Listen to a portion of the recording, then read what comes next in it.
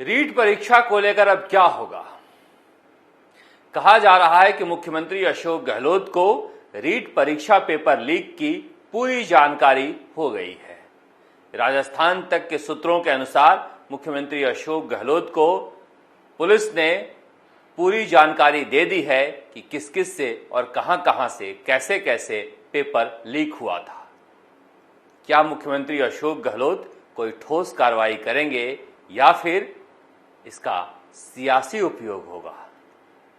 क्योंकि कहा जाता है कि मुख्यमंत्री अशोक गहलोत जानते थे कि महिपाल मदेरणा वाले कांड में सच्चाई क्या है, बाबूलाल नागर वाले कांड में सच्चाई क्या है, मगर उन्होंने सीबीआई जांच दे दी।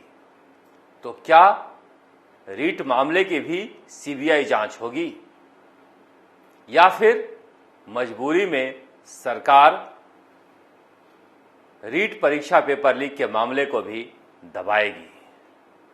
क्योंकि जितना बड़े पैमाने पर ये मामले खुल रहे हैं, कहा जा रहा है कि जांच एजेंसियां अब आहिस्ता आहिस्ता चलना चाहती है। क्योंकि जहां से पेपर लीक हुआ है, माना जा रहा है कि बहुत सारे लोग ऊपर के भी शामिल हैं। एक ऑडियो भी बाजार में है जिसकी जानकारी राजस्थान सरकार को है, जहां पर माध्यमिक शिक्षा बोर्ड का एक अधिकारी बता रहा है कि किसने कैसे कैसे कहां से समस्या खड़ी की है। सवाल उठता है कि कार्रवाई होगी?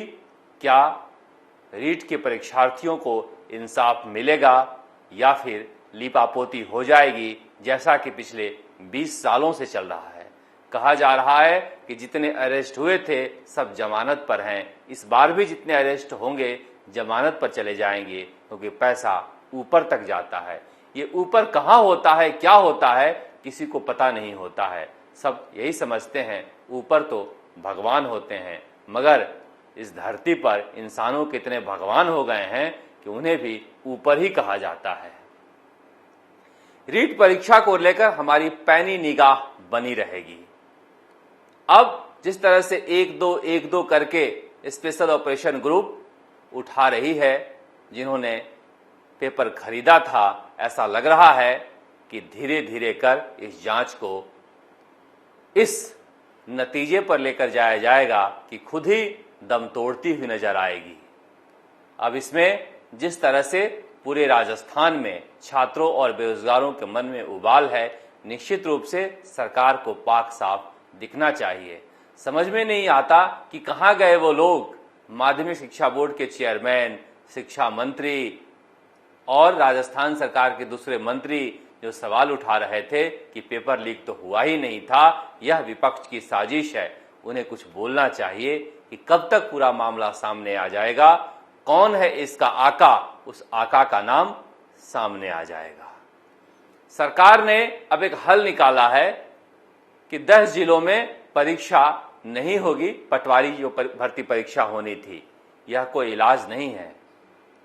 इन 10 जिलों में ही पेपर आउट हुआ है, ऐसा नहीं है। पेपर जयपुर से भी गया है। इसलिए जिस तरह से बेरोजगारों को परेशानी का सामना करना पड़ रहा है, सरकार अपना घर दुरुस्त करे, बेरोजगारों को भटकाए नहीं। क्योंकि इस बार भी तो वो 700 किलोमीटर दूर गए थे और हुआ क्या, जो पहले होता रहा है, इस बार भी पेपर आउट हुआ। जो पूरा प्रश्न हल करके आए हैं वह भी परेशान है कि पेपर लीक हुआ था तो साथ साथ में आंसर सीट भी दी गई है। क्या पता हम 1-2 सवाल चूक गए हों और जो चोर हैं वो पूरे के पूरे नंबर लेके आ जाएं। इसलिए सरकार की जिम्मेदारी है कि जांच सही हो।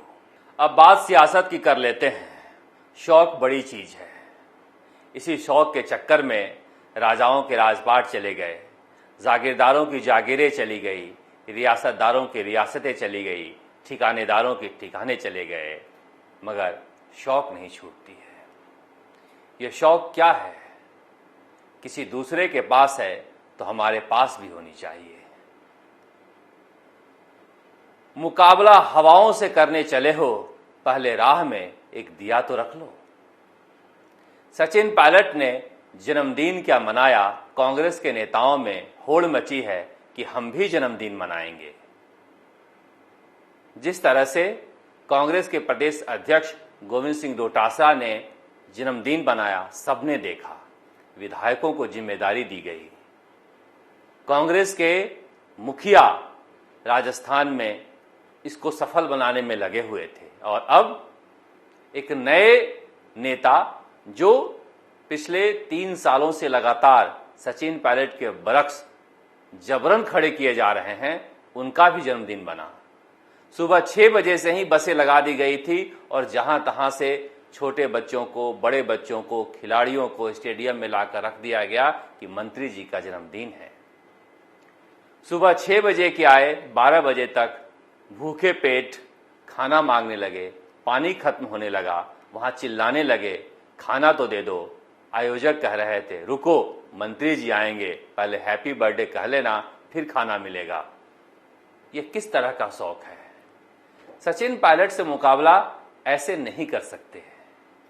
आयोजनों के जरिए दिल के मुकाबले नहीं होते।